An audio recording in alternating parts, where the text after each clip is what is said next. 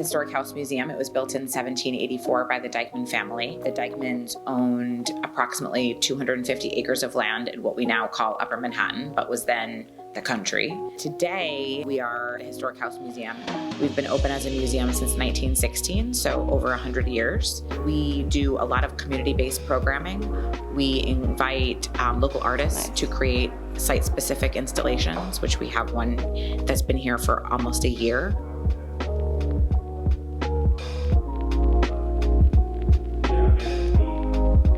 We do children's programming, we do bilingual programming, we do school group tours, and we also do STEAM programming in the summer. So we have this Dutch farmhouse, which you might think as a resident might have nothing to do with, your present day life, right? There's not a lot of Dutch presence left uptown.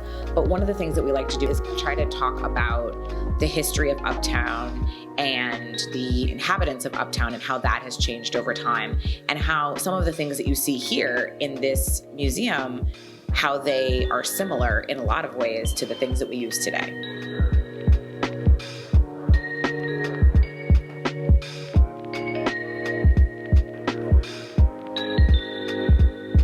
Originally inhabited by Native people, and then the Dutch, at least the Dyckmans, came here in the 1660s. They built their first house northeast of here, which is present day where the MTA rail yard is. That house was destroyed during the Revolutionary War, and then they built this house in 1784. This area was rural. Only a few families lived up here, the Dyckmans and the Nagels, both Dutch families who eventually intermarried. And then if you kind of fast forward, in the 1960s, I believe, there was a large influx of Irish immigrants to this neighborhood, and you can still see, a little bit of the remnants of that. And then in the 70s, 1970s, and 80s, there started to be a large influx of people moving here from the Dominican Republic.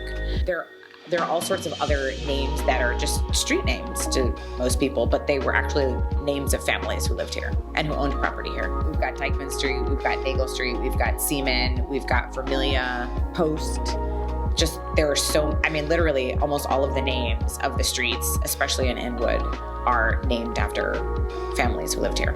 It's a historic house museum, and our goal is really to be a resource for our community and to do kind of dynamic programming for them. Keep an eye on our social media. We're on Instagram and Twitter and Facebook, and our website for any kind of new programming. And also on our website, you can sign up for our mailing list so you can see any upcoming programs.